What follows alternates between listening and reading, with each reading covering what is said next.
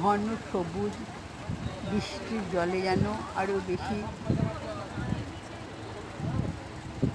যৌবন হয়ে উঠেছে গাছপালাগুলো।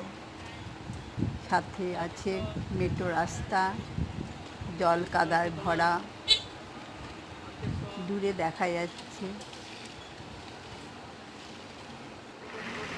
দেখা যাচ্ছে মন্দির। সারাদিন কৃষ্ণ নাম হয়। প্রবেশদ্বার, বহু লোকের সমাগম, বহু ভক্তের সমাগম। লোকের সমাগম বলাটা ঠিক না, ভক্তের সমাগম।